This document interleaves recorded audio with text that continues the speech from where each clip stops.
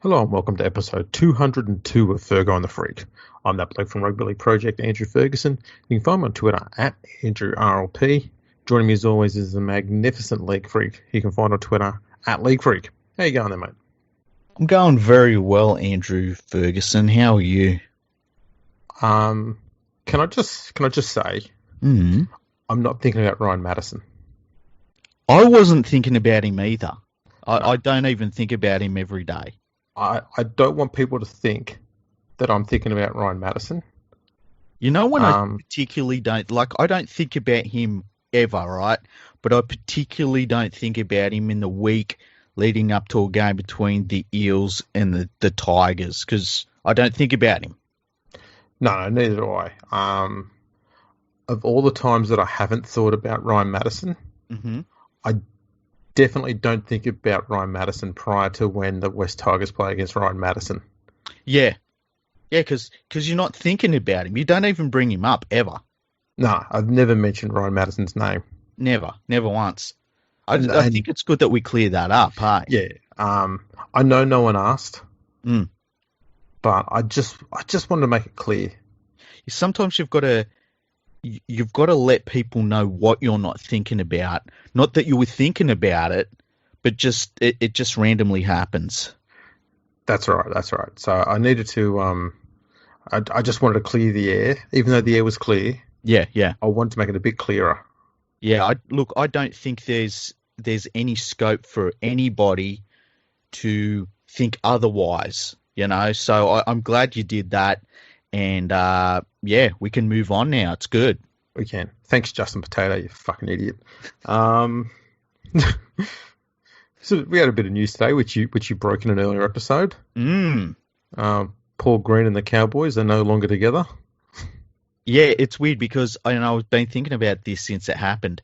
I think with the craziness we've seen with coaches that are really bad who have either been sacked too late or are still ruining the teams that they're at and don't look like being sacked anytime soon.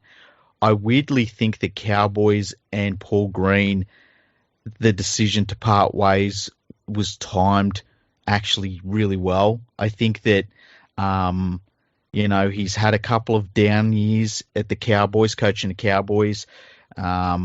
He probably blooded youngsters a little bit too late, but there are some good young players that are there that we saw on the weekend against the Panthers. I think they played pretty well against the Panthers, but yeah, it just seems like it might have been the right time for the change to happen. And I think the problem for the Cowboys and Paul Green is that it's kind of happening in the middle of absolute madness with some other clubs and coaches. Yeah, I actually think um, it's probably a year overdue. You reckon? I think they probably should have done it last year. See, I think considering he's their first premiership winning coach, I'm willing to give him more leeway.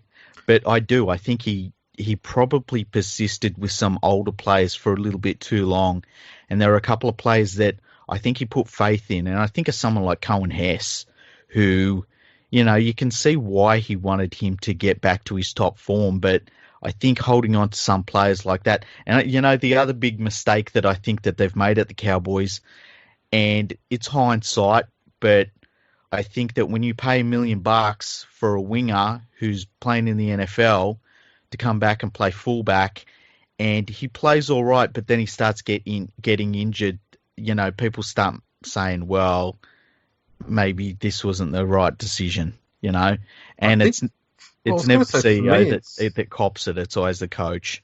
that's true. I think for me though, the signings that were worse were signing Eason Masters and signing Tom Opachik. Well, They were just they I, they bought them at decent money, yeah. and they haven't delivered anything on any of that. Yeah, they would have been good players if the Cowboys were a pretty good team and they just had a hole to fix here and there. They needed to aim a little bit higher, I think, and we're kind of seeing that now that they're having to look elsewhere for the spark that they needed. And it's sad to see their first premiership winning coach leave, but he'll be fine. And it'll be interesting to see who the Cowboys get in there. The journalist linked every single coach that's ever existed to the fucking job, and straight away, I mean, Paul Green was still standing in front of the press conference up there in North Queensland, and they're like, "Is he going to be the Broncos coach soon?" And so it was just madness. But I think the Cowboys will actually make a good decision with their coach. I've got a feeling that they will. With any luck. Now, something interesting is that all of the bottom 10 teams on the ladder at the moment have changed their coach in the last 2 years, bar one, and that's the Dragons. So the West Tigers, they're 7th. They brought in Michael Maguire. South obviously had the switch with Seabold and Bennett. Sharks, they've got John Morris in there after Flano got the arse. Yep. Manly brought in Hasler after replacing Barrett. Cowboys have just got rid of Green. Warriors have just got rid of Kearney. Broncos have got Seabold. Titans have brought in Holbrook, and the Bulldogs have just got rid of Dean Pay.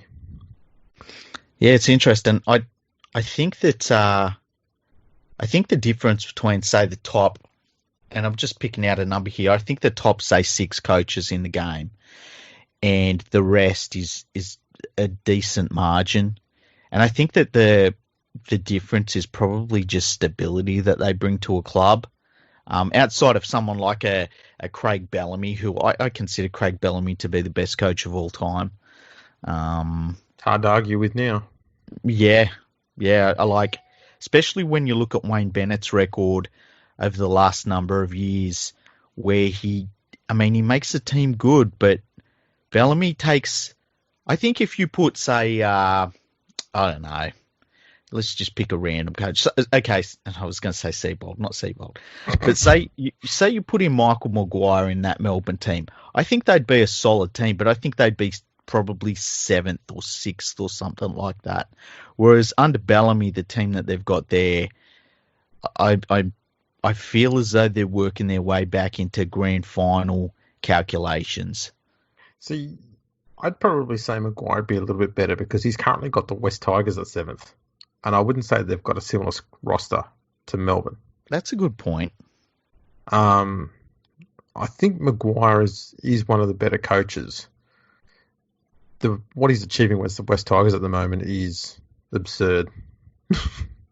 It really is. Yeah, the West Tigers fan in me is not convinced that it's going to last, but, I'll enjoy it while it does.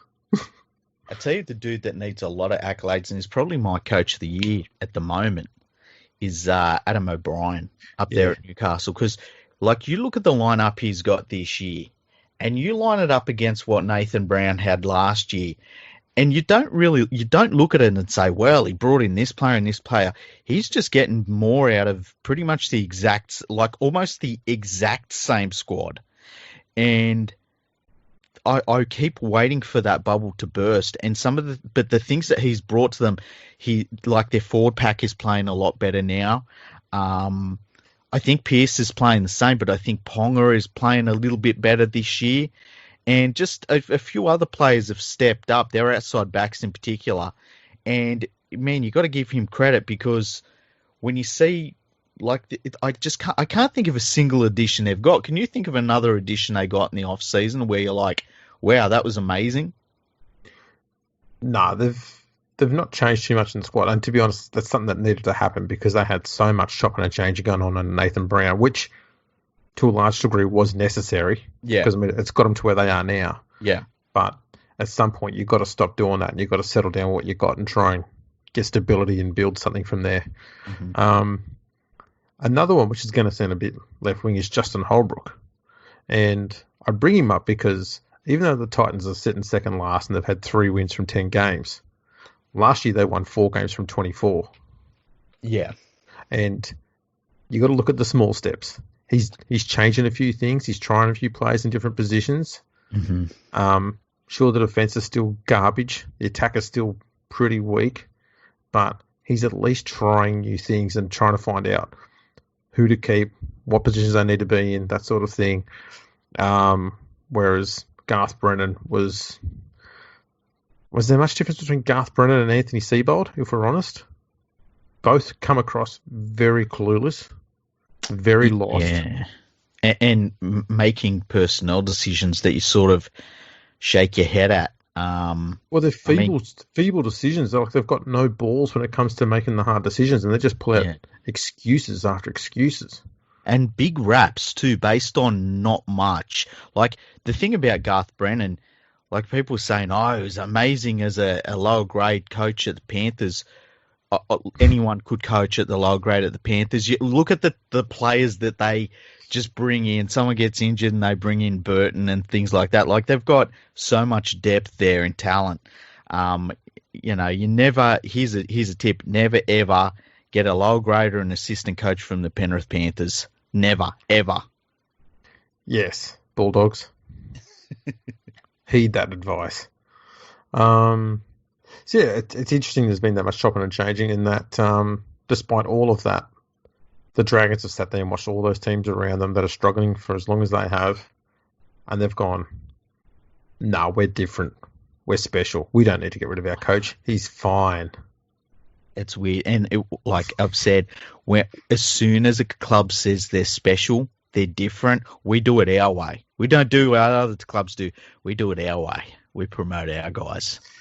It's like, you fucking idiots. What are you doing? Like, even the Broncos at the moment, they're a little bit on that track of like, well, we're the Broncos. We shouldn't be doing this. We're the Broncos. We're different. It's like, no, you're not. Newcastle did that for a long, long, long time. And it ended up with the club being an absolute disaster for a long time because of it. None of these clubs are special. They're all just footy teams trying to win footy games. And this stuff about culture and their guys and all this, it's a load of garbage. You need the right people in the job, no matter where they come from, no matter what their background. And then you got to have the talent. And without those two things, you're nowhere. Because being special and being promoting from within and all that crap, it doesn't add one single win. Exactly right.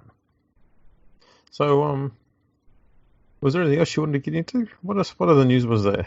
I'm there was a player signing, wasn't there? Oh, David Fifita signed a 1-year contract extension with the Brisbane Broncos through to the end of the 2021 season, which, as I said when I told you about it, and you nailed it, he's gone after that. He is gone. And I don't know where it's going to be, but you don't sign a 1-year contract extension if you're his age and getting offered the money he was.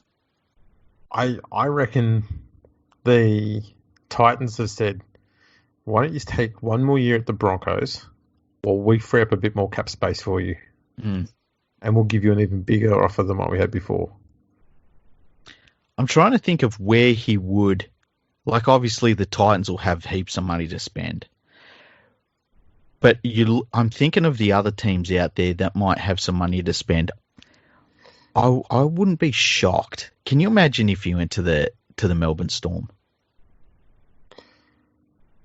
Oh, tell you what, if Cameron Smith retired at the end of the year, yeah, they'd go pretty close to some of the money available. Yeah. Could you imagine that in there? It would be... Especially knowing that Cameron Smith retires, Melbourne Storm get Harry Grant as well. Yeah. How crazy would it be? It's just wrong, mate. It should be illegal. It should. Probably is. But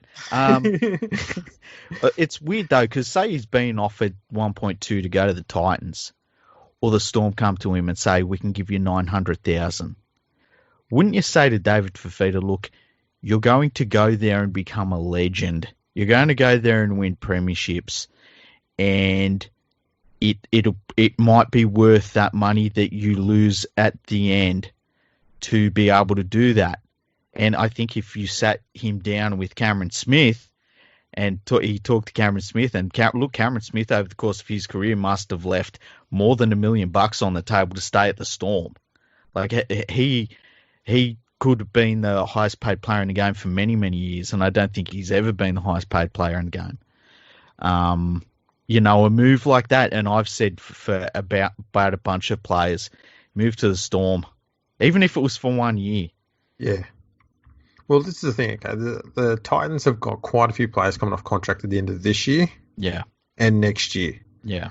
And some of them are pretty decent names. So, the end of this year, they've got Jai Arrow, Dale Copley, Anthony Don, Keegan Hipgrave, Ryan James, Nathan Peets, Kevin Proctor, Tyrone Roberts. None of those would be cheap at the Titans. No. They're all off contract. And at the end of next year, they've got Bryce Cartwright, who I dare say they probably signed for a fair bit of money. Brian Kelly, Tyrone Peachy, Mitch Rain, Ash Taylor are all off contract at the end of next year. Think of how much money they're going to have in the cap to throw around over the next 2 years. Millions, yeah. And it's not like they need to hang on to any of those players. They need a clean out.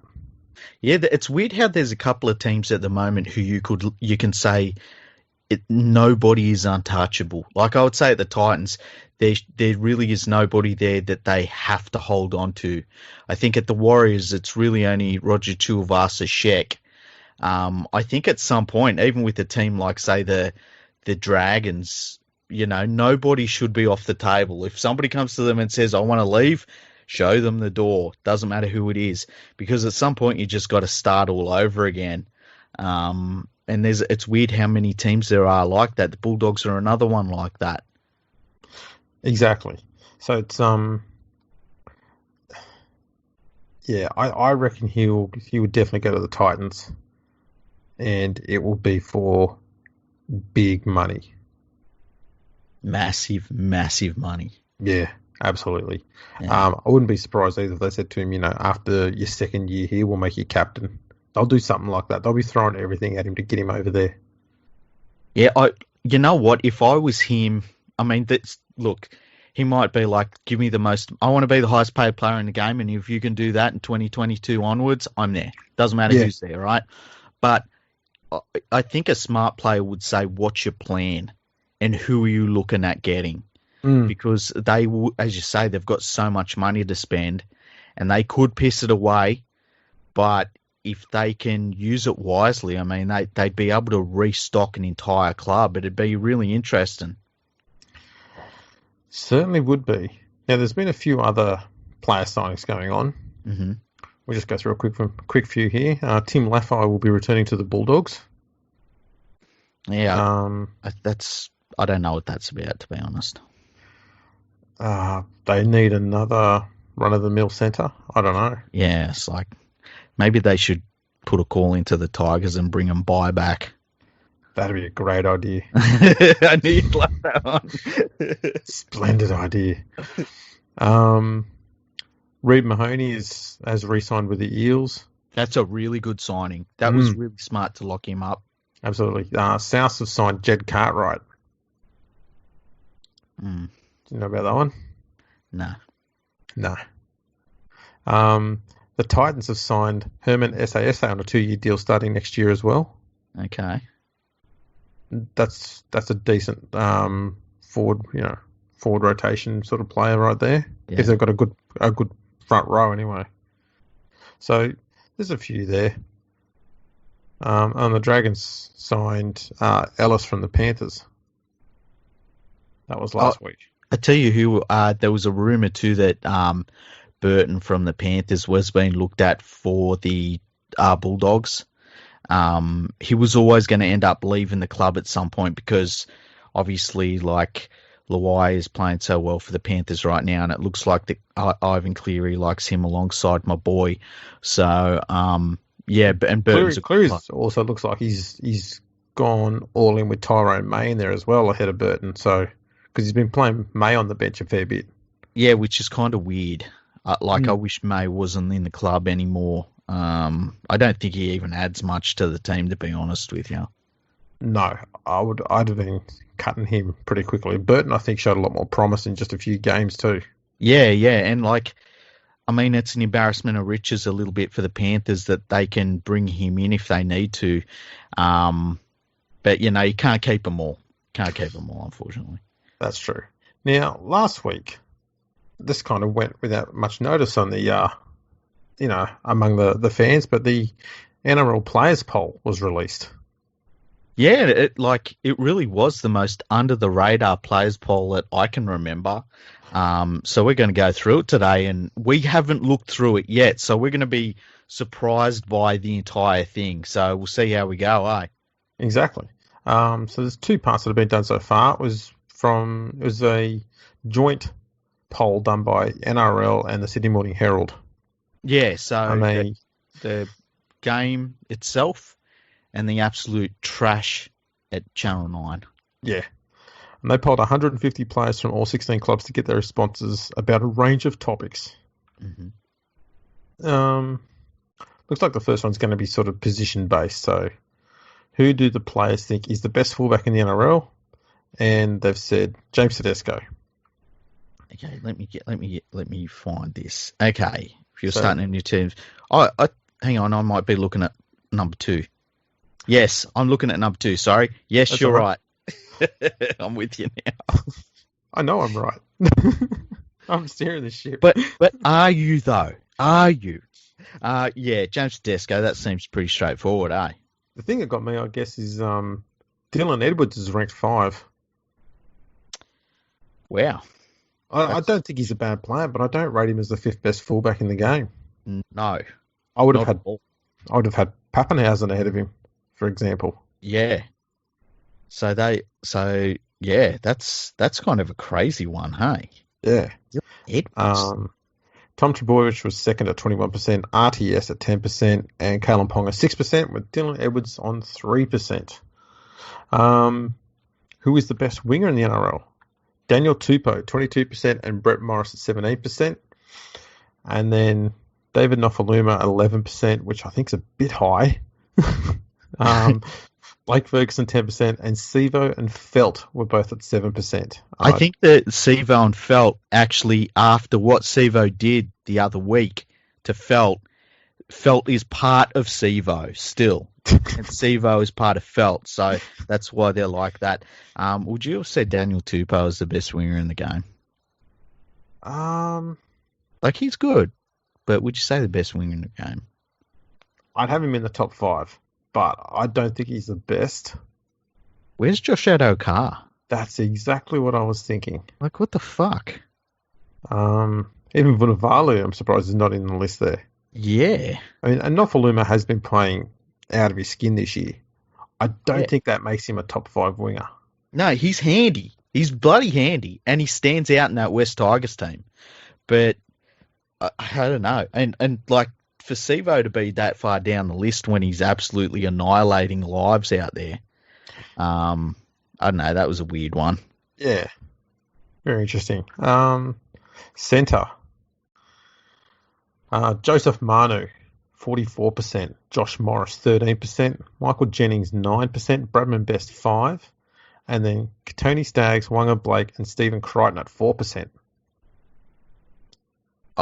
I'm starting to not like this really quickly, hey? I'm okay with Manu having the top spot, but I'm happy with him being up there. But like Morris, really? I don't mind him. He's where he's playing right now is he is consistently solid every week. Jennings has been pretty good. Jennings has been very good. Yes. Bradman Best. Yeah. I don't know. I know, this is weird. I like that Croker's not there, hey? Yeah. The thing that's interesting is last year's winner was Latrell Mitchell. He's not registered there at all. Yeah, he's not a centre anymore. Just on Crichton, how good is he going for the Panthers? I'm a huge fan of Crichton. Yeah, he looks like he's going to become something special, hey? Crichton and Naden. Yeah. Those two are absolute fucking guns. I love watching them play. Yeah, Naden's got a bit of the beast in him, which is pretty cool. Yeah. Like, he doesn't mind their confrontation, and Crichton, like, man, when he feels out, he's going to be just a nightmare. Like, you can see he's got the speed, he's got the instincts and all that. And when he adds the power, which is pretty powerful now, but man, he's going to be ridiculous. Absolutely. Best 5'8". Mhm. Luke Keary, 43%. Cameron Munster, 34%. Dylan Brown, 5. Jack Whiten, 4. And Jerome Luai, 3. Man, I mean, I would have Munster first. Yeah, I'm not too fast on the position of those two, but I'm not surprised to see those two dominating the rest of the field. Even White, Um, though, by that much? I'm going to be biased. I'd have Benji Marshall at 3rd. Yeah. Yeah. So, like, I think that field should be a lot closer. I think I'd have Munster first, and then and then probably Keary just ahead of Whiten, and then Dylan Brown behind them, maybe with Benji. Yeah, I don't know. I don't see that Benji's done that much wrong. Yeah, I see. I definitely have him above Luai. I'm a massive fan of Dylan Brown. I always have been. I think it's through the whole podcast. Yeah. Even going back to last year, I've always said it. I really like what I see out of him, and the more I see him play, I just think that every single week he's developing into a real leader in that Parramatta team. That's the thing. Okay, he's so young, but he already looks like the experienced half. Yeah. He's younger than Moses. He just has that calm demeanour about him. He's just so much time and so much control. And the timing of like knowing when to inject himself into the game, he doesn't overplay his hand. No, and he's so dangerous when he's got the ball. I love watching him. I love watching the Eels play just to watch him play. Him and Siva, obviously. Now, halfback. This is interesting. So, hang on, I'm just going to my happy place. Mitchell Pearce is at 27%. Tied on 22% is Nathan Cleary and Daly Cherry Evans. Mitch Moses at 13% and Ben Hunt at 3%. Ben Hunt is such a good halfback that he plays hooker. Don't start me on that shit, because when I said what I said last week, I fucking had everyone going, oh, Ben Hunt's a hooker now. It's like, shut up. Mitchell Pearce is not the best halfback at the Knights. Who would you say is the best halfback in the game right now on form? I find it interesting that the best halfback in New South Wales is second to Mitchell Pearce. Yes. So I think if you went on form, it's Nathan Cleary without doubt, right? I think if you went on, if over the court, like going into this year, I think it was Cherry Evans. I think what he did last year with the Seagulls was underestimated, unbelievable. Mitchell Pearce, I'd have Mitchell Moses ahead of Mitchell Pearce. Fuck, I'd have Ben Hunt ahead of Mitchell Pearce. I'd have Luke Brooks ahead of Mitchell Pearce. Yeah. Croft ahead of Mitchell Pearce. Mitchell Pearce is garbage. It's a very interesting one. I'm surprised, based on form over the last 18 months, that Moses didn't rank higher. Yeah. Yeah, Ben Hunt being on there. That's the one that gets me more than anything. I expected Mitchell Pearce to be on there. Yeah. Reputation alone gets people a lot of votes, and he's been around a while. Yeah. So I was expecting him to be on there. I didn't expect him to top the list. I didn't expect Ben Hunt to be there at all. That got me. Yeah, that's a weird one. The best prop. Okay. This is a pretty close one because Adam Fanua-Blake topped the list. He only had 18% of the vote. Josh Papali, 13%. Warrior Hargraves, 12%. Payne Haas, 11%. And James Fisher-Harris, 9%. I like all the names there. Yeah. And it's hard to argue with them. I think Papali's taken a little bit of a step back this year. Warrior Hargraves is always difficult to come up against, I think, for teams.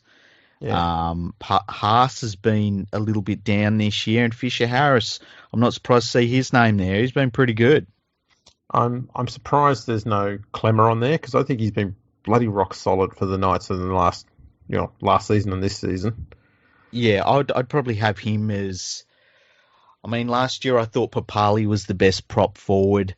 Fanua-Blake has been great this year, but yeah, he's been. I mean, he's been rock solid for Newcastle, so yeah. But yeah, I'm not too opposed to it. I think Yeah, it's pretty good. yeah. Best second rower. Viliami kick out, 28%. Boyd Cordner, 17. David Fafita, 10. Wade Graham, 9. And Tyson Frizzell, 6. I think that this comes down to, say you're playing against Kickout and like you can't stop him in attack. It really comes down to the Panthers not using him, which is fantastic when they don't use him. I love that. Mm. And then, as I said a couple of weeks ago, like when he's grabbing these opposition players, they stay grabbed Yeah. in a weird way. It's like, when you'd play football when you were younger and you'd play against like when you're in year 7, you'd play against the year 10s and everything would be good, but then one of them would actually grab hold of you and the world would stop. And that's what it looks like when Kickout grabs opposition players. Yeah, absolutely. I love his work. I thought Wade Graham was a bit low. I wonder if it comes down to just the Sharks not being good this year. I don't know, man. I mean, as we know, I'm a massive fanboy of bloody Wade Graham. I think the bloke is an absolute fucking freak of a talent. Mm-hmm. To have gone from being a pretty solid 5'8" to becoming one of the best back rowers in the world. And he's still got the ball skills. He's still got the very good short kicking game. His passing game is still bloody good. But you throw in the fact that he can pull off some massive, well-timed hits in defence. And they stay hit. Yeah. He doesn't miss. I just rate him. And I've never seen Wade Graham have a shit game. He's just one of those blokes that's just consistently, he's like a consistent 8 out of 10 every week. It's fair to say you've got a vested interest here, though. Well, I've got shares in Wade Graham. Yeah. Yeah. But I love him. And to be honest, I've never bought the hype around Boyd Cordner. I'm not saying he's a bad player, but I don't see what people think is so fantastic about him. No, look, I think he's in the past he's been consistent, and you could rely on him in a rep team to get a job done. I think that this year in particular he hasn't been that good. Injuries are starting to get to him, unfortunately, and I wouldn't have had him up there. I tell you, the other player I wouldn't have had there is Tyson Frizzell. I think his form has dropped right off. He's been pretty quiet this year. Yeah. And best lock in the NRL, I mean, this is pretty obvious. Jason Taumalolo, 49%. Jake Trbojevic, 21%. That's it. Those two will dominate this for fucking years to come. Yeah, and, the rest are very, making up the very numbers. straightforward. Victor Radley, 10%. Isaac Yeo, 7%. And Cameron Murray and, I dare say that's Brandon Smith, 3%. Yeah, it's a weird one seeing Brandon Smith listed as a lock. Isaiah Yeo is playing really good footy this year. He's always been a good football player. He just always had that. Sometimes he had a slightly clumsy defensive technique, and he got KO'd a fair few times. Yeah. But he seems to have straightened that out, and he is defending a lot better this year. And he does run some very good lines. Yeah, his footwork is really good. Especially close to the line, he's able to put a bit of a spin on and get an arm free to get a ball away as well. Yeah, look, I think that these rules that we're playing under right now have played right into the hands of almost every single Panthers forward. Maybe they hurt Kickout a little bit, but like he's a super athlete, so it kind of doesn't hurt him too much. But yeah, Isaiah, it's really played into his hands, able to use his footwork, and we're lucky to have him too. Absolutely. And next one is hooker. Cameron Smith, 35%. Api Coruscant, 23%. Surprisingly, Harry Grant, 12%. Damien Cook, 8%. And Josh Hodgson, 7%. I say surprising for Harry Grant because, he's only really come on the scene this year as a player. Yeah. But deserves to be a third on the list. Probably even deserves to be a second, if I'm honest with you. because he's turned that West Tigers side from being genuine, bottom, a bottom eight side to being a team that actually has the potential to be a finalist this year. Yeah, he is something else. He really is. I think he's still leading the Dally M votes. Hard to argue against Cameron Smith. Coruscant, once again, I think it's one of those things of like, you're playing that Panthers team, their defense is fantastic, and then Coruscant's running out of dummy half. Like, that's got to be a nightmare. Grant, I think, is ahead of Cook. I would say that definitely this year. I think Cook's form is down, and Grant has just been a better all-round player for them. And Hodgson, I wouldn't have on the list at all. Yeah, I was wondering who else you could put on there instead of Hodgson. I'd have Brandon Smith at the Storm. I'd have him ahead of him. I'd have George Williams ahead of him, Andrew. Wow, we all would. So, who is the best player in the poll? And it turned out that it was James Tedesco. Best player in the world? Look, it's hard to argue against. And, not the world, sorry, in the NRL. Yeah, same thing. It's the same thing. Let's not bullshit around here. Well, it's hard to tell because you can't put him up against some of those English superstars, Callum Watkins and the like. Yes, that's true.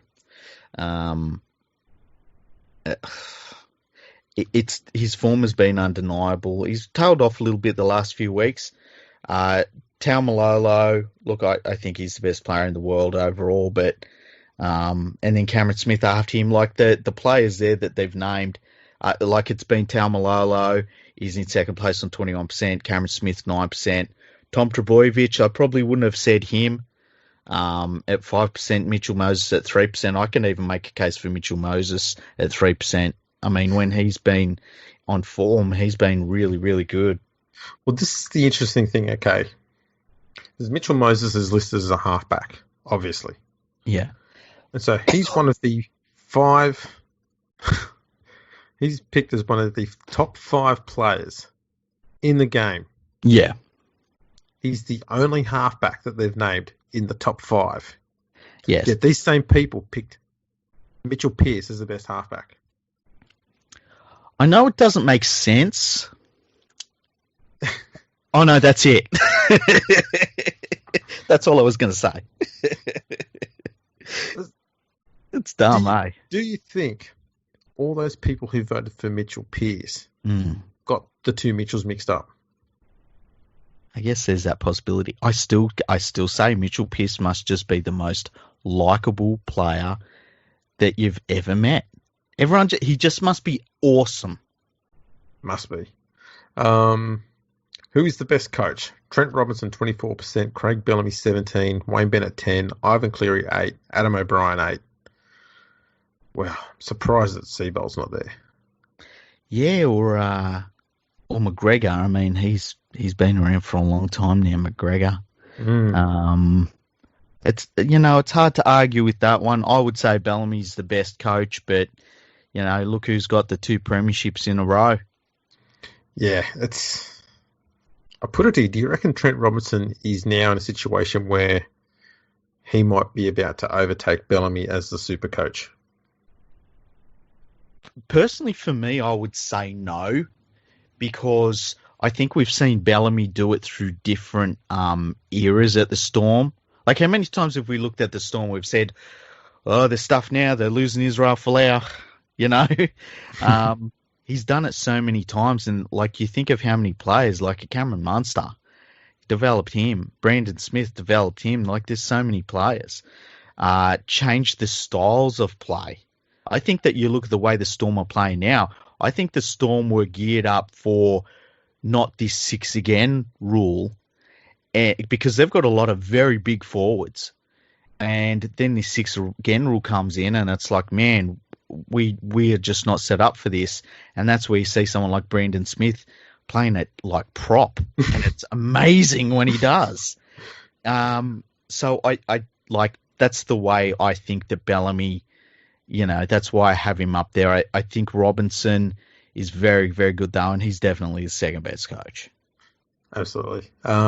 Who is the best captain in the NRL? And Cameron Smith smashes him. He's got 38%. Boyd Cordner 16%. James Tarmo 6%. RTS 5, and Mitchell Pearce and Cherry Evans are tied at 5% as well.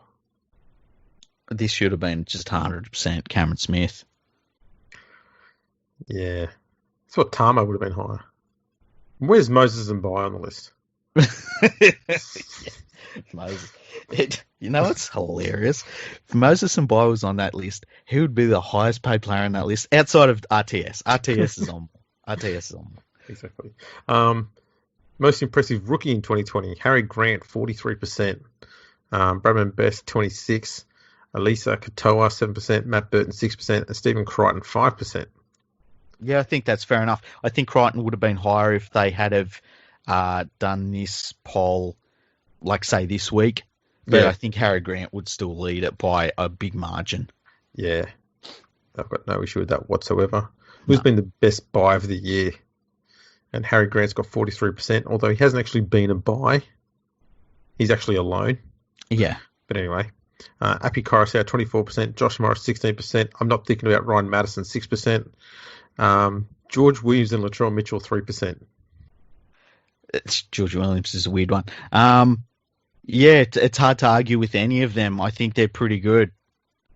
Apart from Ryan Madison, because, like, I just don't even think about him either. Yeah, I'm not thinking about him. No. Who is the most damaging tackler in the NRL? Victor Radley, 40%. George Tafua, 38%. Dylan Napa, 7%. Junior Paulo, 4%. And JWH and JFH, 3%. Just wanted to do that. Good. I wasn't expecting that. Man, I'm surprised George Tafua isn't leading that one. I'm surprised Wade Graham's not there. Yeah, Wade Graham. Trying to think who else is just a smasher. I'm surprised Brandon Smith isn't there, actually. Brandon Smith. Yeah. Who is the hardest player to tackle in the NRL? No surprises here. Malolo, 52%. Nelson Asfa-Solomona, 8%. Kickout, 7%. RTS, 7%. Ponga, 6%. And I agree with all of that. Yeah, I do too. Just Malolo. Who'd want to be trying to stop him? He's crazy. Like, the weird thing is, like, he can be in a tackle where 4 defensive players are on him, and he's still standing up. They can't get him to the ground. Yeah. Who is the best sledger in the NRL? Now, the interesting thing here is 84 people decided not to vote. Oh, really? Out of the 150, they only had 66 votes. Wow, that's crazy. Josh Maguire topped up with 30%. Josh Reynolds, 6%. Jerome Luai, 6%. Cameron Smith, David Clem, and Nathan Peets, 5%. Would you ever thought that Jerome Luai is a sledger? No. Neither would I. No, not in the slightest. No. It's a weird one. Don't know who else I would have put in there. Who comes across as a sledger? Let me think. So I was thinking maybe Isaac Luke, but you can't really sledge when you're in a team that's getting flogged every week. Yeah, that's a good point. Darius Boyd. Imagine being sledged by Darius Boyd. I just feel sorry for him. You know, you've got like ugly hair. Thanks, Darius. You're a dumb idiot. You're a poo head. Your head smells like poo. Yeah, thanks, Darius. Keep at it, son. Who do you think will win the 2020 Dally M? And Jason Taumalolo, 52%. James Tedesco, who they think is the best player in the game at the moment, is 18%. Harry Grant, 14%. Nathan Cleary, 6%. Cameron Smith and Gutherson at 5%. Who do you think will win it? I'll tell you what, if form's anything to go by, Harry Grant's got this thing wrapped up. Oh, what the fuck, man? Well, look, at the end of the day, if you're a star in a team that doesn't have many other stars, you're going to get all the points every time your team wins. Yeah, that's good. Well, that's the problem with Taumalolo. Like, how many games do you watch where like, even on the weekend, it was probably his quietest game. He was still difficult to play against. You know? He is. But the problem he's going to get is if the Cowboys are losing more games than they win, it's going to be hard for him to get 3 points every week. Yeah. Whereas Tedesco, the issue he's got is he's got a ton of other great players in the side as well who he's going to be fighting for points with. Who's Harry Grant fighting with for points? So I think if I had to put my money on it now, I would say Nathan Cleary. He's going to be fighting with Kickout, though. They're going to be taking points off each other. 100%. But I just think that he has such a command of this Panthers team right now. Like, he's gone to such a different level than he was even last year. He's starting to look like a great halfback. Like, not just a good halfback, a great one. And if he keeps playing the way that he's playing, like on the weekend, he won them the game. I thought that Panthers played average, and he really kept them in that game. So I would say it's going to be between him, Taumalolo, and Grant. Yeah, that's true. I'm not opposed to that. Apart from your team, who will win the 2020 Premiership? Roosters 46%, Parramatta 30%, Penrith 9%, Storm 6%, Knights 4%. The Knights, eh? The thing that surprises me that I didn't realise, because I think we did this last year, Yeah. is I'm looking at the votes for last year, and the West Tigers got 4% of the vote when they were 4th. What the fuck? Yeah. What the fuck? That's weird. That is very weird. Anyways, if you had to leave your club, which team would you want to sign with? 23% said the Roosters, 17% said the Broncos, 40% the Storm, 12% the Knights, 6% said Manly. I'd love to ask those players why. Yeah. Because I can see why you'd want to play for the Broncos. I can see why you'd want to play for the Storm. I don't understand why anyone wants to play for the Roosters. I don't know why you'd want to go and play for the Knights or Manly. Yeah, it's an interesting one, that one. Mm. So that's part 1 done. Yep. Let's smash part 2. Okay, this is not going to be positional stuff. So this is actually going to be stuff worth debating. Mm. If you're starting up a new NRL team, who is the first player you'd sign? Tedesco 19%, Tom Trbojevic 16%, Ponga 13%, Taumalolo 13%, Cleary 7%. Ooh, that's interesting. Who would you sign out of those players if you were starting a team?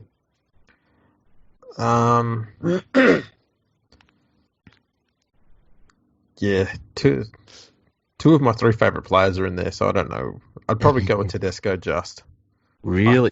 I think in the way the game is played these days, you need every set to start off on the right foot, and Tedesco helps that. And he's also able to be a genuine playmaker as well, so it helps relieve a bit of pressure off a half that you've got to pick.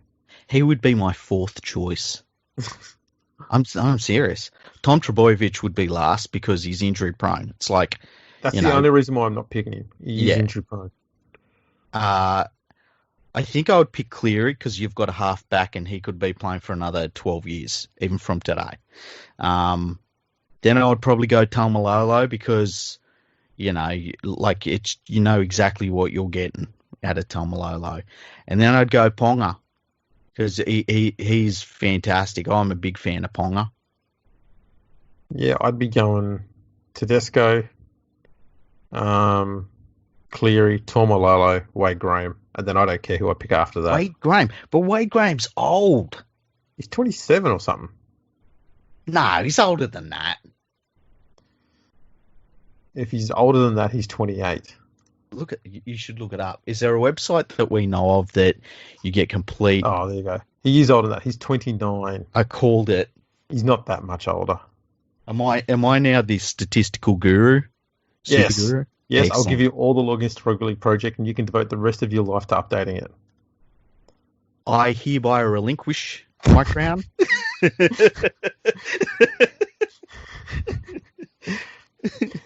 Damn, man, I've got it all set up for you. We're about to start putting all the English data in there. As they say in the classics, go fuck yourself. Which team do you most love to beat? With 24%. So that just tells you every single player in the game at the moment is very happy because they've all beaten the Broncos this year. Yeah. Roosters, Eels, and Storm 15%, and South 6%.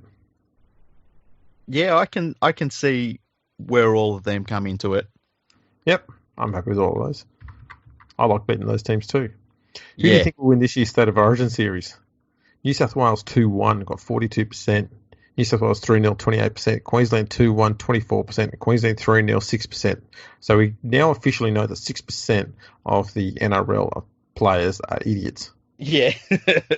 Man, like, do we even talk about State of Origin just yet? No. No, I don't want to either. I'm glad you said that. Let's be the only, media-ish type outlet that doesn't do that now. I know. No, let's pick our Origin teams. That make no sense. Okay, let's go to the next question. Which player most deserves to make his State of Origin debut in 2020? Luke Keary, 62%. Victor Radley, 14%. Harry Grant, 6%. Mitch Moses, 3%. Edric Lee, 3%. Edric Lee? That's random. Oh. I agree with the first three, though. Yeah, absolutely. I don't know if Radley's going to get to, though, is he? Isn't he out for the year with an injury? Yeah, I think he would be out for the. I don't think they'd risk it even, or not for him anyway. Like, he's too young. It's not worth it for him. Exactly. Do you believe the NRL should introduce a standalone State of Origin period in the middle of the year? Yes, 59%. No, 41%. Well, that's clear. Let's do it. Yep. I'm strapped in for it. It'll be interesting to see how successful this end of year Origin thing is, because I think if it goes nuts, we're going to end up with end of year State of Origin series. Exactly. Is there enough talent to cater for a 70th team in the NRL? Yes, 83%. No, 17%. I agree. Get into it. I will say this, right? Just say you were somebody that was employed by NRL teams. Would you want there to be more jobs? Well, that's true. But I think overall, too, I can't see how there's a genuine argument that suggests that there isn't enough talent out there. Oh, yeah, I agree. I agree 100%. So, I've got no issue. Where should the NRL's next team be based? Brisbane 49%, Perth 18%, Central Coast 12%, Wellington 5%, Fiji 5%. That's interesting. I mean, Central Coast is never going to get a team.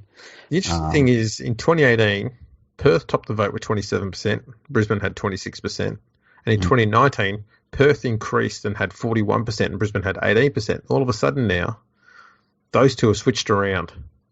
Yeah, this feels like it's driven a lot by what players probably hear in the media, hey? Agreed, because Perth was looking like the number one spot, and then you had that Nines thing where, it was absolutely stinking hot. They were competing with some other sport, and it was, one of the 3 days it was played on was Friday, and they didn't get a big crowd because of it, and the media just went, oh, Perth doesn't deserve to have it. They can't even turn out for the Nines. Yeah, true, and it was the Nines. Like, I know you and me, we're rugby league tragics. Who won the Nines? Don't know. I couldn't tell you either. All I remember from the Nines is one try was awarded that was a complete fucking shouldn't have been. Oh, yeah, I remember that one, yeah. That's all we know. Who won the Nines? Was it Dragons? Penrith? It wasn't Penrith. Because I would have been still bragging about that. Who would have won the Nines? I'll do a Google search. Was it Roosters? Or Eels? It was the Cowboys. There you go. They beat the Dragons.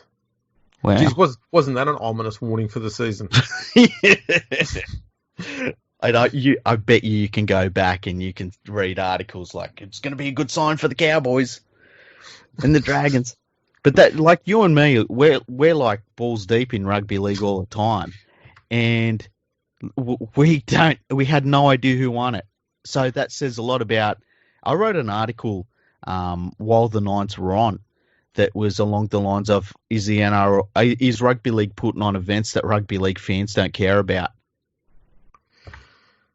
Yeah, and I think the NRL missed a huge opportunity with the Nines without rehashing what we've said before because, just watching NRL players playing each other in a different format doesn't really excite me. I want to see different players, new teams, all that sort of thing.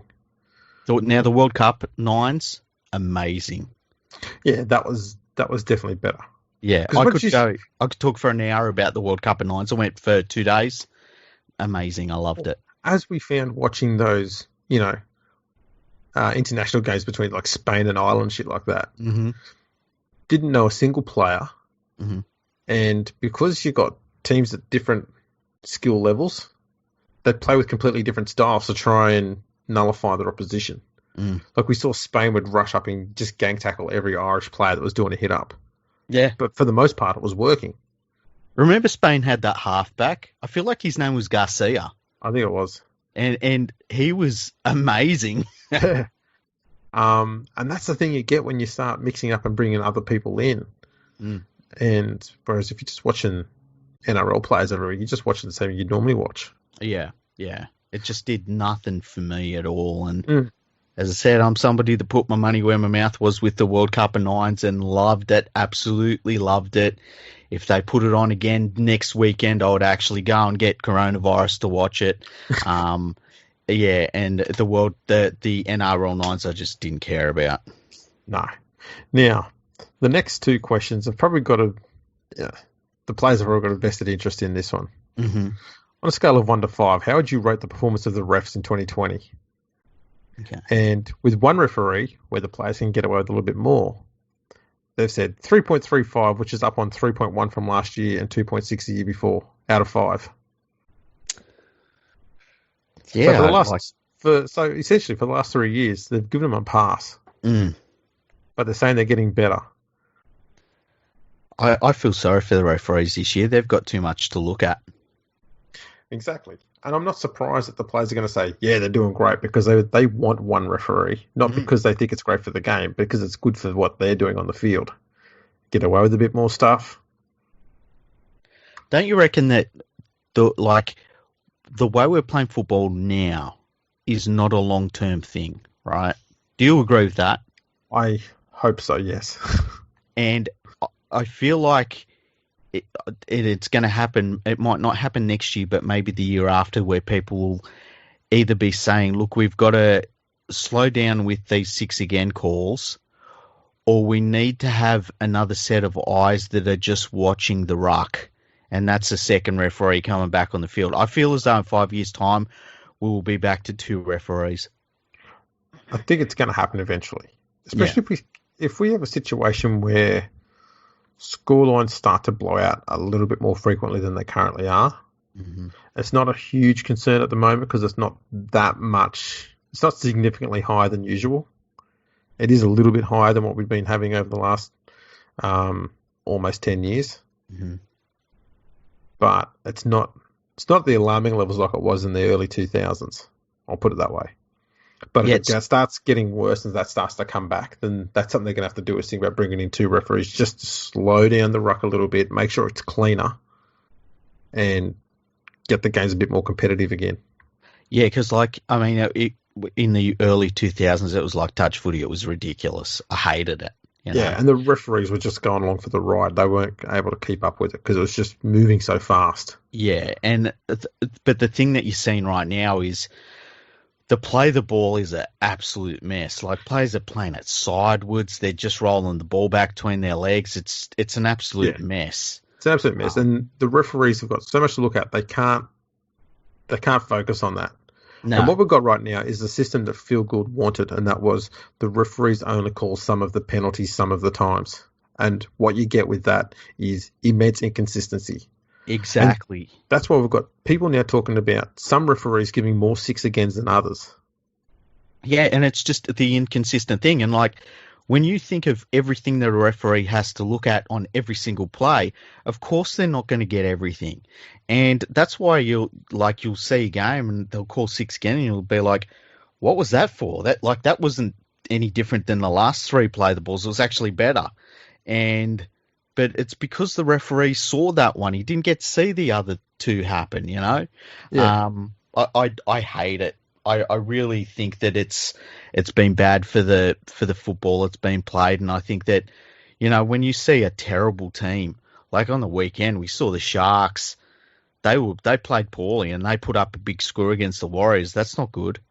No, and as I said before, Melbourne were not at all convincing either. They run up 40 pretty easily against the Titans, and that's the thing is that the better teams in a contest are more likely to run away with a match at the moment than they had in the past, because it's easier to get a weight of possession in your favour. Yeah, yeah, and like you can see sometimes, two pretty evenly matched teams. One of them will get that weight of possession, and they know it, and they just start grinding away, and all of a sudden you've got a game that's over. Yeah. Do you agree with the NRL's decision to go back to one referee? Yes, 49%. No, 15%. Don't care, 37%. I love that Don't Care got such a high score.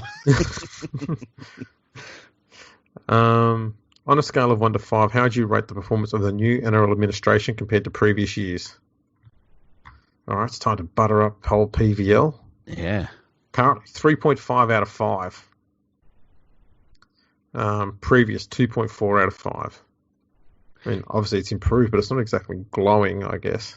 Can I just say, too, there's this thing that fucking people throw at you, and they say, look, Peter Volandi's got the game running again when no one else could have. Yes, they would have got the game fucking running again. In fact, Todd Greenberg was getting the game running again, and then he was sacked. Yeah. Let's put it this way. Rugby union is back running again. Yeah. That shows you don't need to be a good administrator to get sport back running again. There's some hilarious stuff going on in Australian Rugby Union. Have you seen it? No. Oh, my God. We'll need to talk about it, like maybe in the next episode. Sounds good. Do you believe this new 6 again rule is a positive addition to the sport? 59% said yes, 14% said no, 27% said too early to tell. That's interesting. I mean, the players like it pretty overwhelmingly. I do. I think it's too early to tell.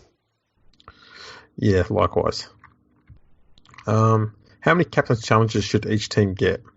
7% said none, 63% are happy with 1, 29% said 2, 1% said more than 2. I'm glad that only 1% said more than 2. I think 1 is more than enough. Yeah. I'm with the 7% that said none. I love the way that, like, you see some teams, they burn it within the first 7 minutes of the match, and you're just like, you are so dumb.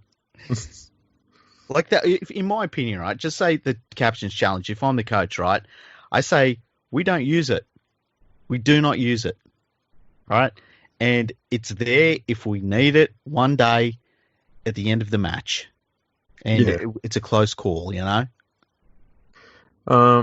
Should there also be a 5-minute sin bin for minor indiscretions? 55% said yes, 45% said no.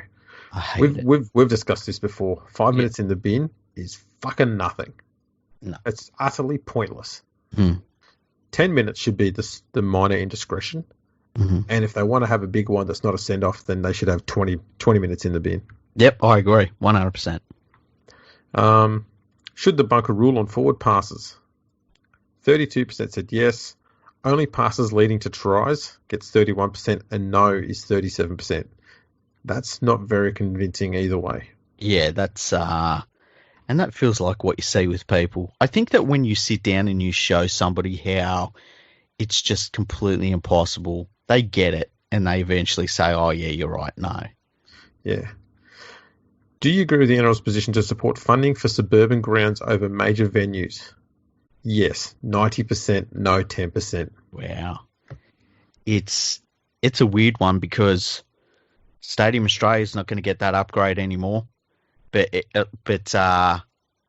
like they're looking to get, I think they were looking to get Penrith upgraded, Campbelltown upgraded, the Campbelltown and a Liverpool upgrade so that the Bulldogs could play out of it as well.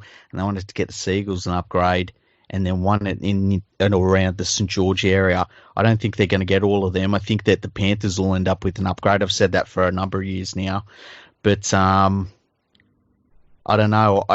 I just think that Sydney needs a world-class 80,000 seat stadium. and it's kind of weird that we don't have one. Yeah, it's something that they definitely need to have, and it needs to be a rectangle too. By the way. Yeah, 100%, and it needs to have a roof. Yes, I'm happy with that.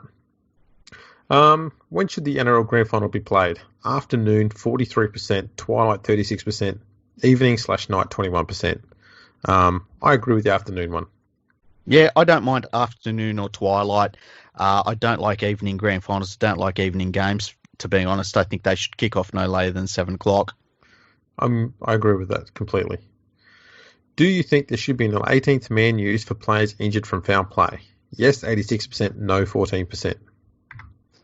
I love the picture that they used. That's so funny. Oh, shit. It's basically Joey Leilua coat hanging Dylan Edwards for no reason whatsoever because his brother got injured like 10 minutes earlier. It's great. Yeah, absolutely stupid. I've not really given this much thought. I wouldn't be opposed if they brought this rule in. I would. I think you get 17 players and we play the game. And what happens on the field happens on the field. And it's just part of the game. I tell you one thing I would like to see happen. I think if the trainer has to blow up play because a defensive player is back up field and they want the game stopped, I think that play should be forced off the field. Yes. I also think if someone has done a genuinely illegal play, which renders them put on report, I don't care what it is, they should get 10 minutes in the bin. And the reason for that is the Lailua case is a perfect example. Okay. Imagine if you hurt Edwards. Right? Yeah. Edwards can't finish the game and Edwards is out for 2 weeks. Yeah. Lailua being able to finish that game and then get suspended for 2 weeks after that, that doesn't benefit Penrith in any way whatsoever. That actually hinders them because they've lost a player and the Tigers haven't. So the Tigers are able to finish that game with their full-strength side, whereas Penrith can't. I don't see how that's right. And I think in a situation like that, if you get put on report, you should always go in the bin. I know Lailua got, whatever from on the game anyway, but just saying as an example like that, if you've done something that's bad enough to be put on report, you should get 10 minutes in the bin. I think players would be less inclined to try and press the referee's luck and, push things to the limit if they knew that if it could land them on report for something that they may not get suspended for, then they're still going to do it. Whereas if you say, right, you're going to get sin-binned if you get put on report, they're going to be less inclined to do that illegal shit. See, I feel like most of the things that go on report are just accidents. They might be, but still you've got to... You can't treat them as accidents all the time. I know. Like, you've kind of got to just treat them as is, but and I think we talked about this with one incident last year, and I can't remember what one it was, but I don't know what you get out of suspending or say sin-binning a player for an accident. And look, sometimes you have to because what they've done to a player is just too bad. But I think if it's just a pure, look at Luciano Leilua the other week, right? He's fallen into a tackle and he gets popped on the chin and it really knocked him about. Like, it was really scary for a bit there. It looked like he'd done something very serious. Thankfully, he hadn't. But that was just a pure accident. Do you send the player off that did that? I'd give him 10 in the bin, absolutely. Just as I would Josh Reynolds for when he was trying to kick that ball ahead and he kicked the player in the face. See, you can't be kicking towards someone's face. I know you said, if you don't want your face kicked, you don't put your head there. But at the same time, if you see your players bending over to grab a ball, you don't kick at it. Yeah, you do. You kick the fucking shit out of it. You might score a try. Do you reckon anyone will ever dive in front of Josh Reynolds again? He'll put your fucking head into row C. So you were opposed to the rule where you're not allowed to slide into tackles with your feet? No, I'm not opposed to that, right? Because that's different. I don't see how it is. That's completely different because Josh Reynolds it was in motion. The play was in motion, and he was kicking the ball through. Right, the player dives in face first at the ball. Like, that's not Josh Reynolds' fault. The player bent over. He didn't dive. And Well, that's the thing. He saw him bent over when he went to kick the ball, so he knew that player's head was going to be close to the ball. And to me, that's no different to when you're a fullback and you slide in feet first to try and stop someone from getting the ball down. You're not trying to hit him in the head, but your feet are going towards the head. And that's the same thing Reynolds was doing. He wasn't intended to kick him in the head, but his foot was going to be going near his head. You're talking about two defensive decisions, right?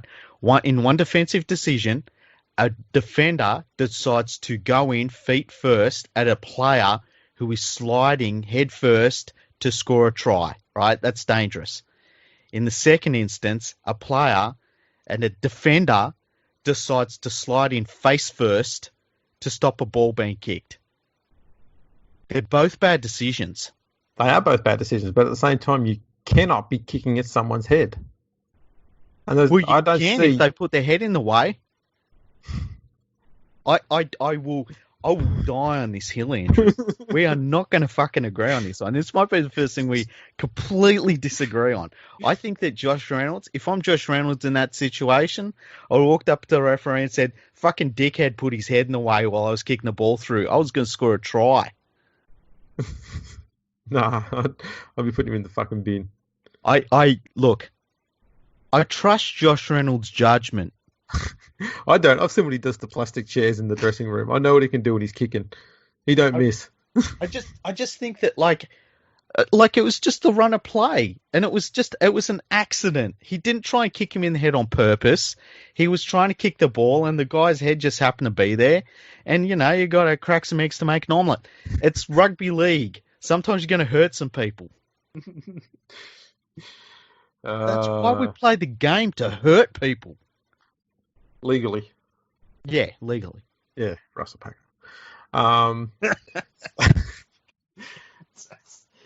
So that's it for the players poll.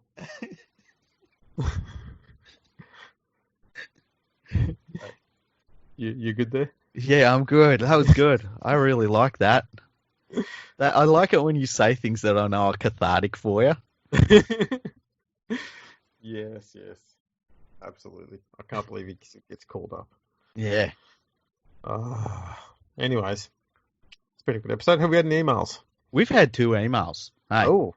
Let me just enter the one of them was through the website fergoandthefreak.com, and one of them was to my personal email account. Okay, so the first one was from Adam. He actually sent this today at about lunchtime. He said, "Hey, Freaky, get your resume out and head north, Freaky. The Cowboys need you." So that was from Adam, he said, and it says, "Sent from my Commodore 64." Now, the second one, I've got to log in. Hang on.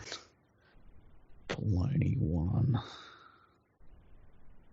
Come on, load up. Okay, feedback. We might have more feed. Okay. Spam. Hang on. What's it say? It's. I think it's German. Ich mit passiven Icken. I don't even know.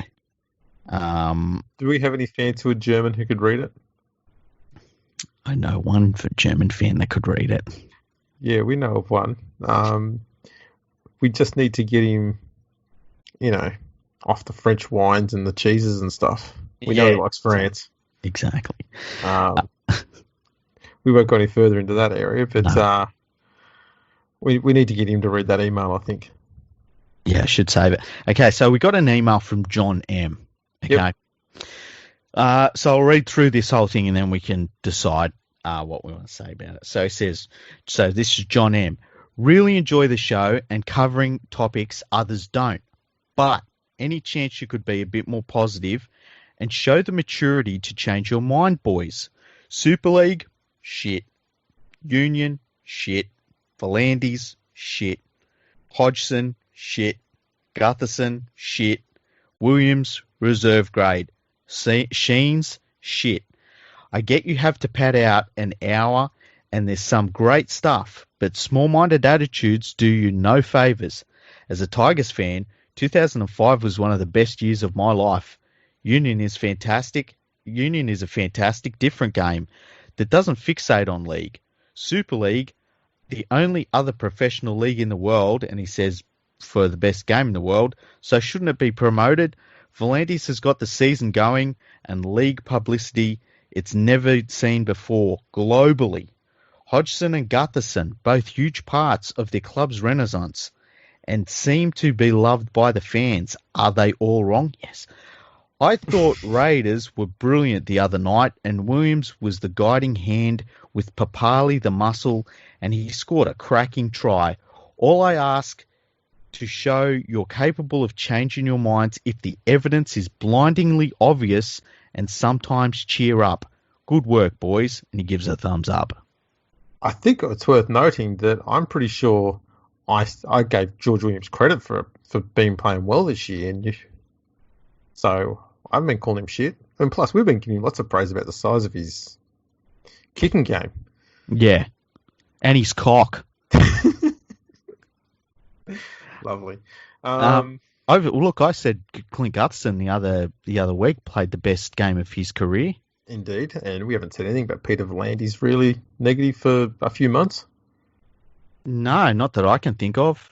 We said our bits. We don't harp on shit too much. No. What else is there here? Hodgson is crap. I mean, they played better without him. Yeah, I've given him praise when he's deserved it. I don't think he's reserve grade, but I also don't think he's as good as a lot of people say he is. How would you describe Super League? To me, it's clearly a step down from the NRL. We saw that in abundance in 1997, that World Club Challenge, and there's been nothing to prove to me since then that Super League has got better since then, let alone caught up to where NRL's gone, because the NRL's obviously got better since then.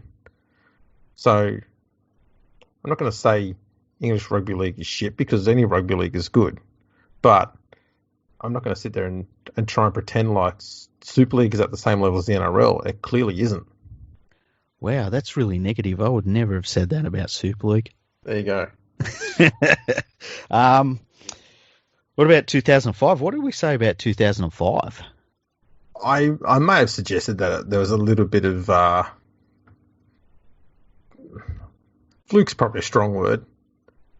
I think that I think I said something along the lines of, I don't think that the West Tigers were the best team in 2005. Oh, really? Mm. So, but didn't we say like they were the right team playing the right style at the right place at the right time, and you couldn't take anything away from them? You did, yes. Okay. Yeah. And rugby union is fucking garbage. Nazi-loving assholes. Yeah, look, I'm not going to ever be giving credit to a sport that would side with the Nazis. Yeah, exactly. I hold grudges that are 80 years old. Oh, yeah. That's just what I do. Exactly. Even though I'm not 80, but there you go. Is Tim Sheen shit? I said even in a recent episode that I think Tim Sheen is a very good coach if you give him a 3-year deal. That's right, and then sack him. We'll just move on. You just give him 3 years and that's it. But have a look at what he did at the West Tigers when he was there for too long. Yeah, they won a premiership and then they did nothing for 5 years of being in the wilderness. They did not capitalise on that success. It was rough. He did great work bringing juniors through. We've never had a crop of juniors come through the club anything like what Tim Sheen's brought through. But he also brought through a fair bit of inconsistency at the club. It struggled to ever make the finals again. And when they did make them again, it was on the back of almost entirely Benji Marshall and Robbie Farah having two absolutely stunning seasons where Benji he got the golden boot for being the best player in the world when that actually meant something. Mm-hmm. And Robbie Farah was very close to winning the Dalian Player of the Year for 2 or 3 years in a row. I think he finished second or third for a few years there in a row. And I think the problem with Tim Sheens too, he had a style that was successful. And when the game changed and moved forward and that style was no longer successful, he kept on trying to make that style work and did break from it, and that's a problem. That's exactly right.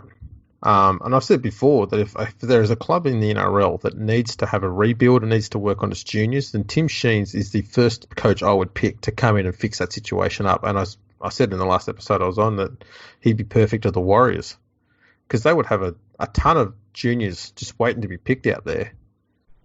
I'd have him there in a flash to just say, you know what, let's start focusing on our juniors, get that talent in here, get it coached up, and, you know, get the players respecting a coach and having a coach that knows how an attack works, because that's something that the Warriors just don't understand at the moment.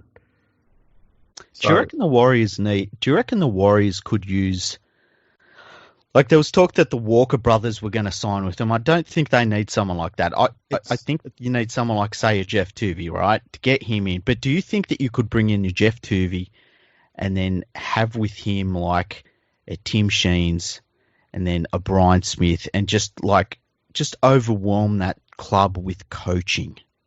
I think you just need Sheens and Tuvey. And if you had Sheens as the, coaching, whatever it is, director, he could focus on getting that junior talent working and getting that junior system set up and leave Tuvey to running the NRL squad.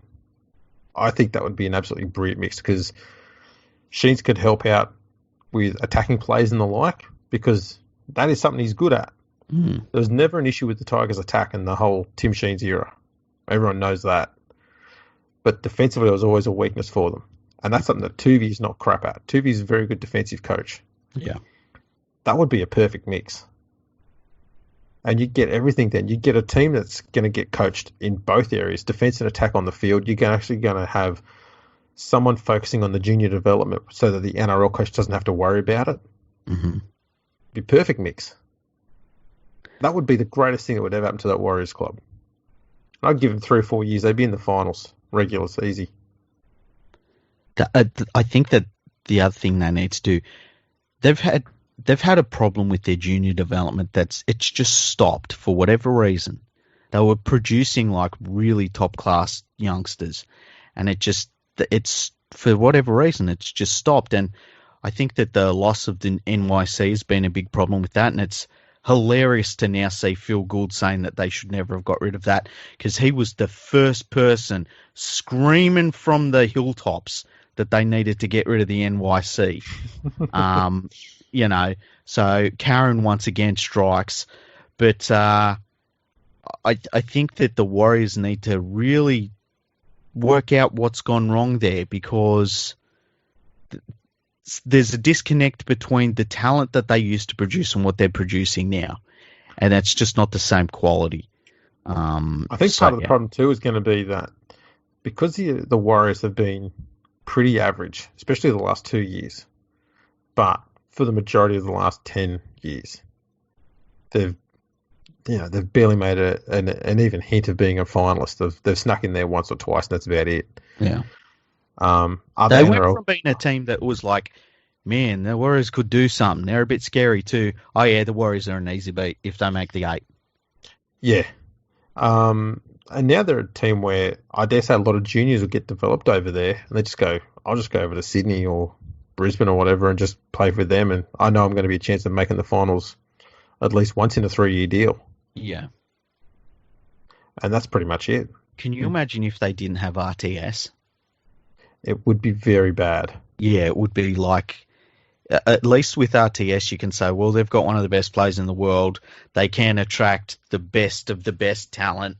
If they didn't have an RTS, you'd be saying, well, like, where do you start? Yeah. They've got a few good juniors there, but the problem still is developing them beyond that initial talent that they come to grade with. That's long been an issue with the Warriors as well. So that's another thing that Sheens can help with. But again, I wouldn't have Sheens around for too long. Get him in there on a 3-year deal. Get him focusing on a few core things.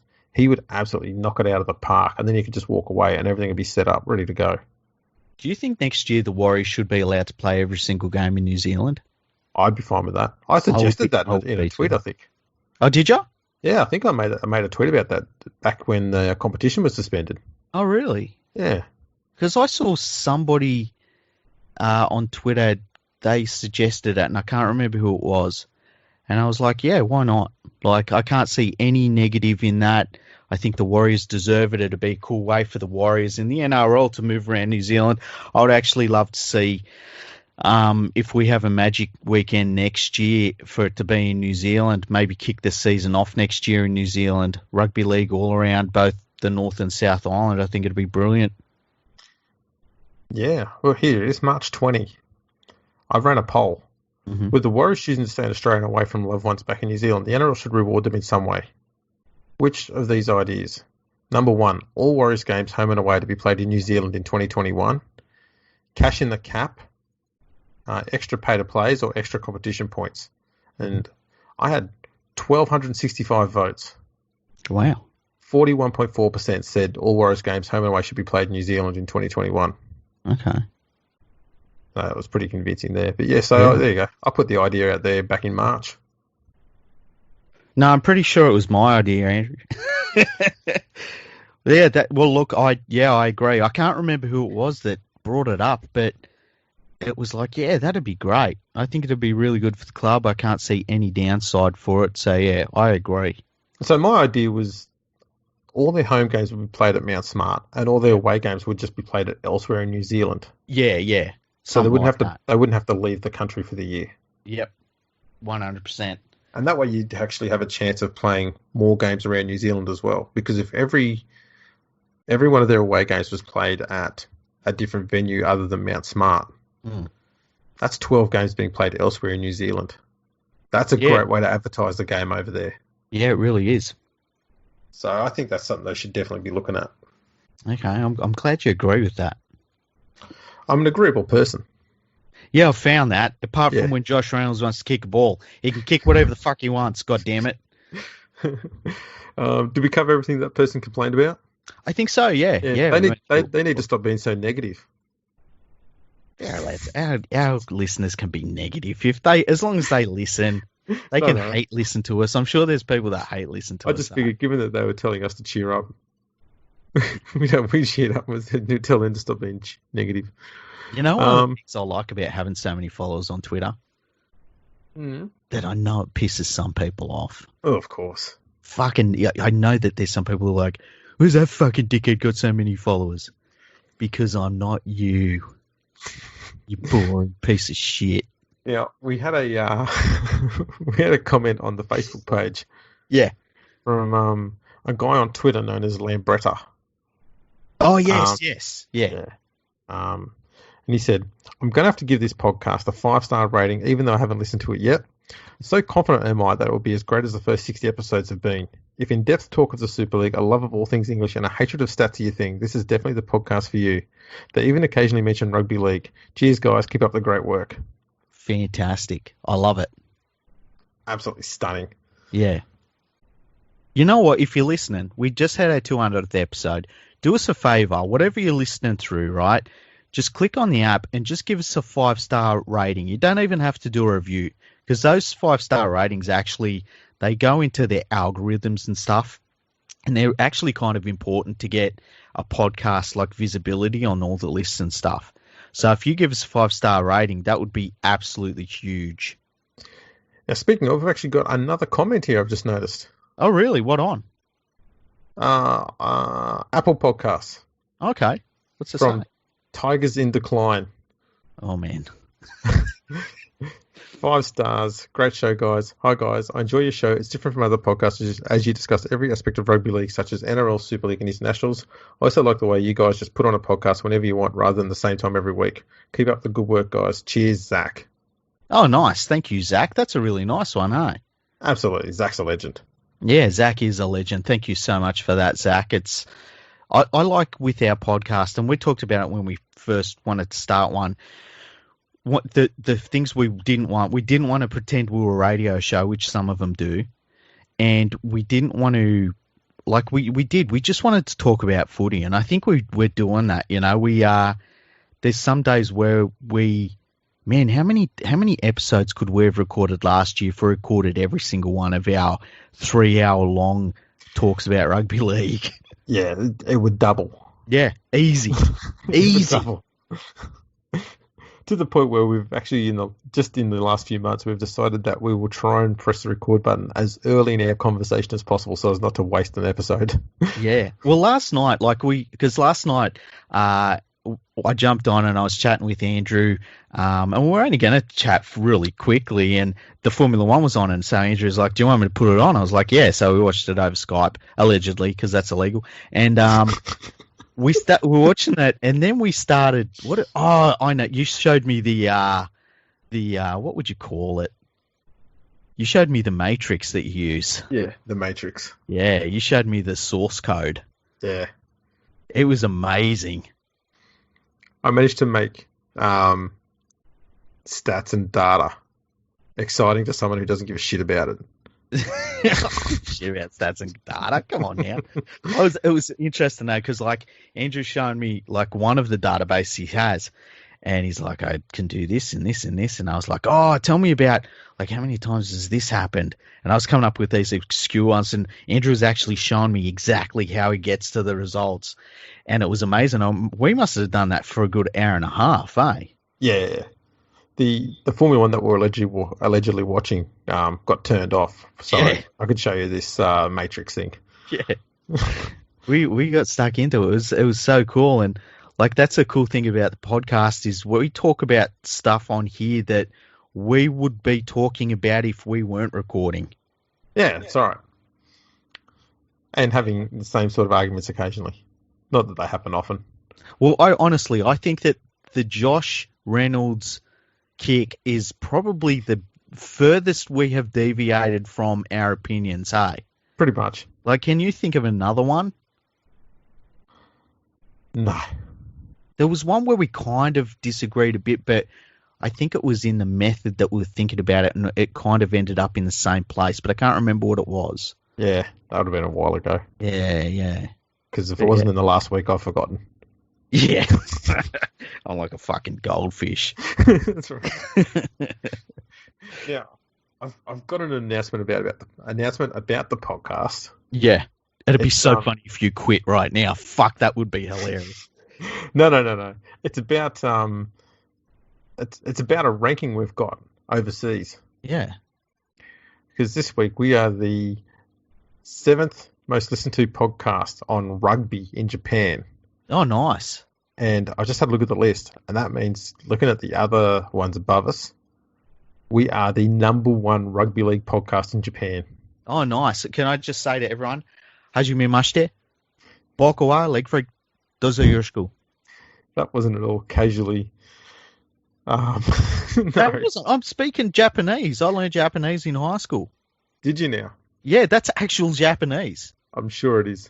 No, it is. I'm serious. No, I said I'm sure it is. Yeah. Yeah. Okay, so if we've got listeners in Japan, right?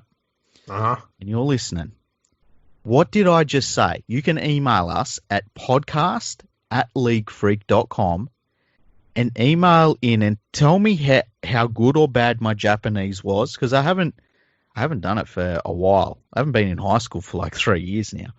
So you let me know how good or bad it was and tell me what I said.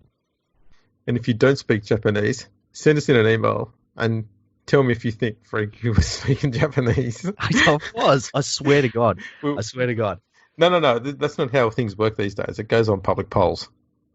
Oh, that's right. Yeah, it's not on fact. It's public opinion, yeah. Public opinion. That's how things have worked out these days. You can translate still, can't you? That's not called cultural appropriation. Misappropriation, is it? I don't think so, no. I'm agreeing with you there. That was not quite clear on my behalf, I must admit. Damn it, now I'm scared.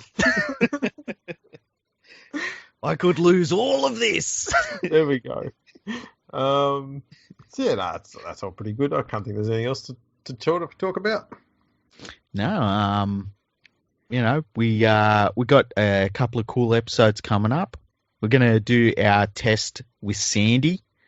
It's coming up. We've got a really cool idea for that. We just got to have a day free where we're both on at the same time, because that'll be a fun episode. And yeah, look forward to the footy on the weekend. Yeah. I am looking forward to it. I'll go back to work this week. Back into the soup, hey? Back into the soup. Back into back out in public with the Rona and the rest of Victoria. Yeah, we've got it it's starting to spread around Western Sydney now. Yeah, you're stuffed. Yeah. I'm thinking that I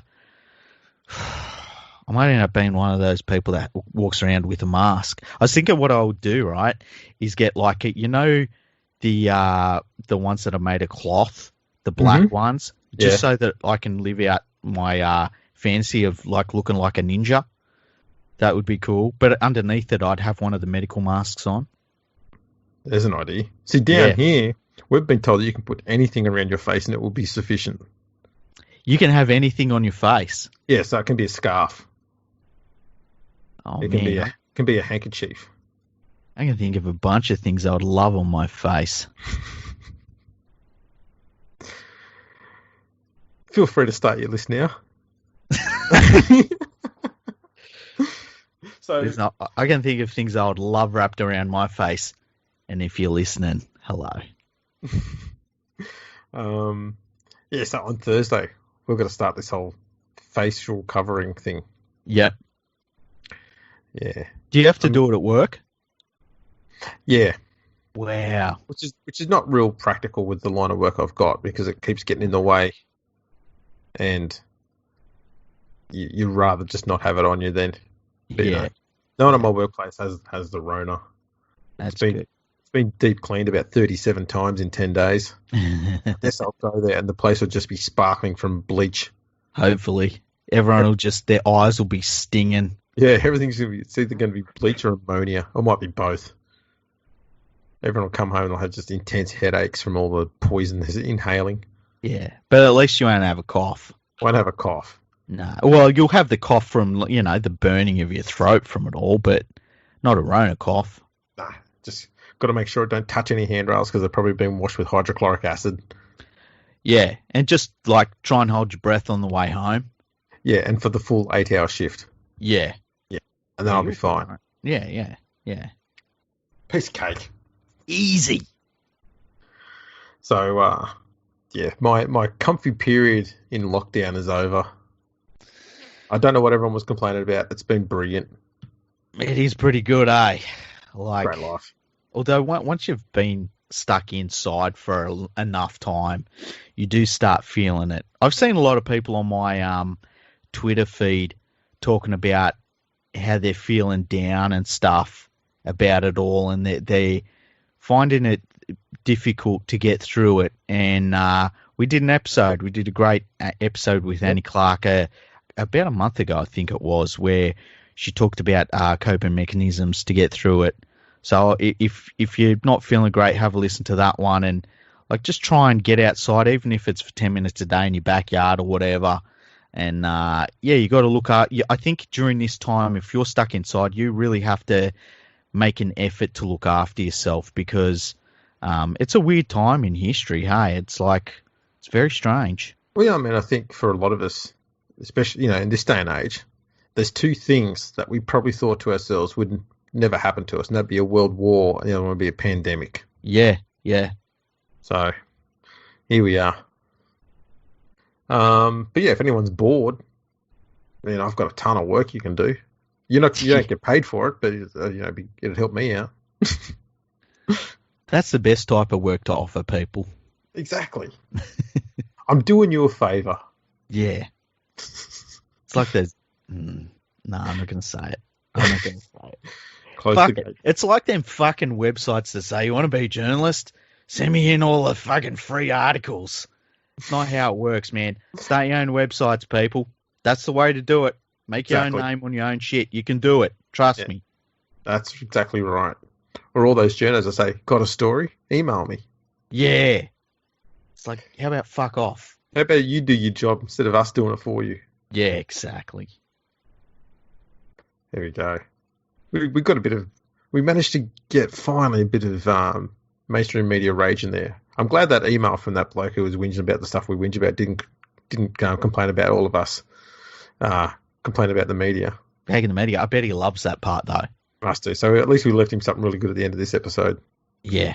I think it was constructive criticism. It is interesting when I would never want to be one of those people that just say shit just for the sake of saying it and just say it over and over again. I would never do that. I can back up all my opinions. It's not Yeah, like I say stuff just for shits and giggles. I'm always much more responsive to people who give constructive criticism without carrying on like a dickhead. Yeah. Yeah, exactly. Name calling all sort of shit. Yeah. So, I welcome the email. Hmm. It's all good. Yeah. Done well. Alrighty, people. If you want to get in touch with us, you can get in touch on Twitter at FergoFreakPod. He's at League Freak. I'm at Andrew RLP. We're also on Instagram at FergoFreakPod. We're on Facebook, YouTube, LinkedIn, and you can also contact us via our website, Freaky. Yeah, it's fergoandthefreak.com. You can go to the contact section. You can send us an email straight through there. It just comes straight through onto the website. You can check out all of the episodes we've had a guest on. You can check out all the episodes where we've done a history episode. It's really good. It's a really good website, actually. I did well. Absolutely. And, you deserve praise for that because I did shit all on that. No, you gave me some ideas. I provided my surname, which is part of the title of the podcast. And I didn't even do that. That was just handed me when I was born. That was it. So I actually haven't done anything. That's a good point. I should thank your parents, really. Yeah. They deserve plenty of thanks. Yeah. Legends. So yeah, drop us an email. We'll read them out. Give us your 5-star reviews. Podcast@leaguefreak.com. Send them emails. We love them. Yeah, absolutely. And on that note, we might as well stop the gibbering and we'll let you all go. Yeah, go away.